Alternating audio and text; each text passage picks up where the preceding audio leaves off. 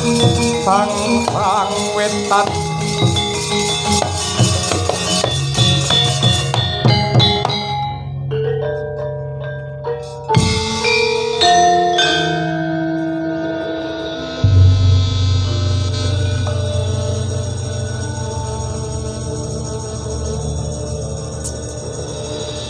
bang wos rahino bang wos rahino srengenge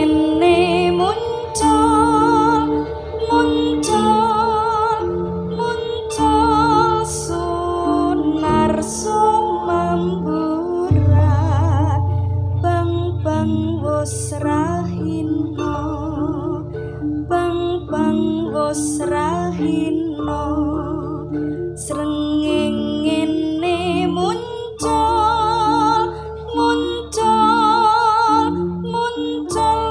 sunar sumamburat cicit cuwit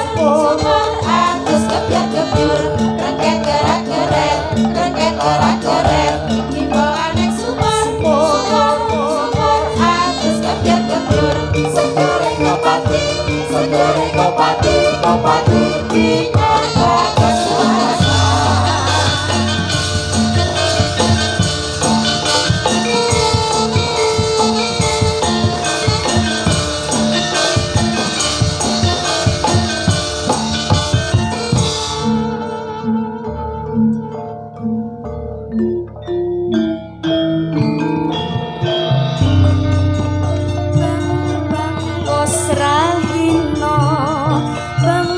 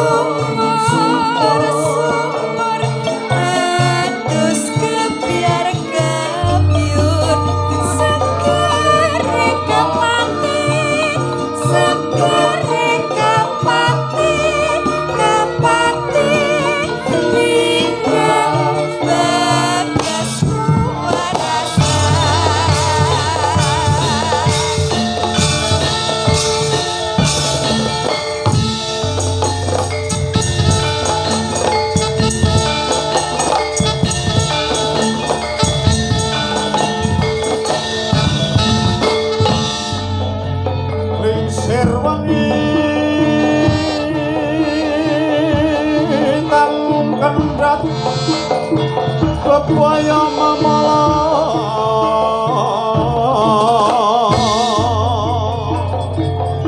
tan kinaya ngapa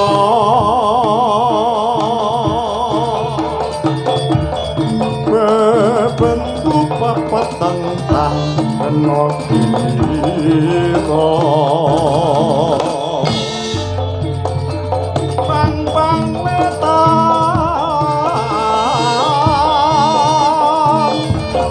bang wetan bang wetan sempurata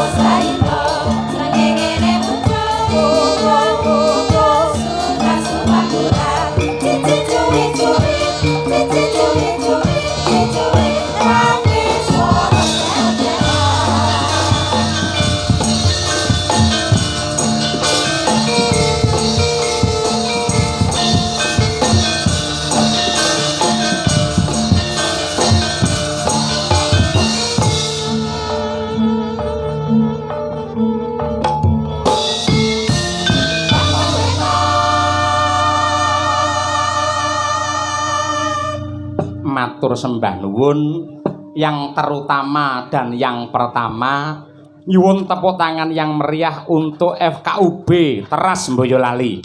Iya, luar biasa, terima kasih ya Mak. Kaya ngono kuwi nduk. Iki awake dhewe sowan ana laladan dukuh kuweni Desa Randusari Teras Boyolali. Ngestokake dawuhe pepunden ya kuwi pepunden ingkang winantu ing pakurmatan Bapak Dr. Andes Haji Rajimin MBA. Oh panjenengane selaku promotor wayangan iki ya Mak. Kowe ngrangkep apa-apa. Mergo nadyan kaya ngapa lan kepiye saka gurune wayangan FKUB iki ya Bapak Rajimin, merga manut dawuh sing tak tampa 90% biaya untuk wayangan ditanggung oleh Bapak Rajimin. Tepuk tangan untuk Bapak Rajimin. Ya, ngono ya, Mak. Ya semoga-moga Pak D Rajimin tansah pinaringan sehat lahir batin, pinaringan seger kewarasan, kawicaksanan, lan ugi rejekine tansah melimpah ruah kebak ing barokah. Amin ya rabbal alamin. Ugi sing kepareng rawuh ana ing Gubukku Karanganyar kejaba Bapak Rajimin uga diderekake kalian Bapak Agus Winarno MPD selaku kepala sekolah SMP Negeri 1 Teras sing ndek mben kae yo nate wayangan. Iya, uga karo pepunden kula Bapak Santoso kepala Desa Teras sing merangkap sebagai MC juragan campursari pokoke apa-apa diayahi. Ugi ngaturake panuwun karo Bapak Pitut Sartono sekretaris FKUB. Ya. FKUB iki apa to, Mak? Kepanjangan dari Forum Kerukunan Umat Beragama se-Kecamatan Teras Boyolali.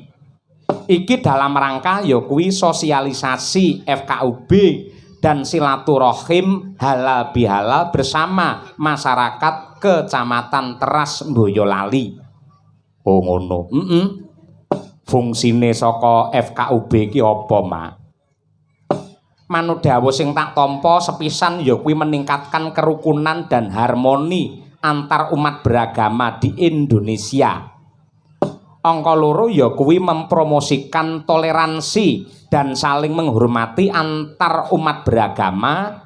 Angka telu mengatasi konflik antar umat beragama. Angka 4 ya kuwi meningkatkan kesadaran dan partisipasi masyarakat untuk menjaga kerukunan dan harmoni antar umat beragama.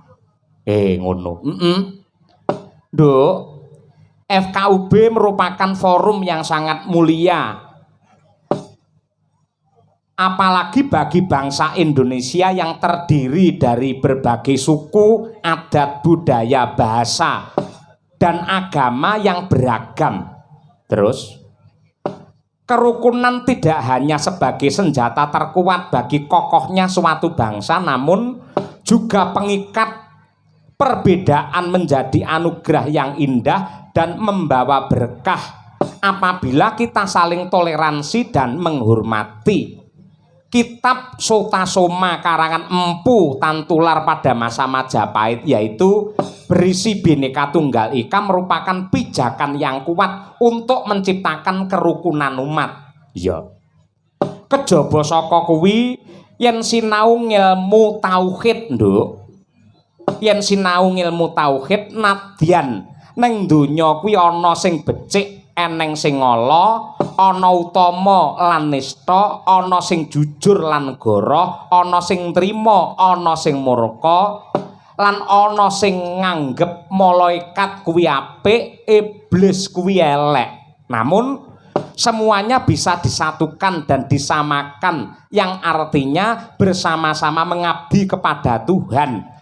Dan itu akan kita sadari apabila hati dan pikiran kita selalu dalam cinta kasih yang penuh dengan kebijaksanaan. Oh, kaya ngono.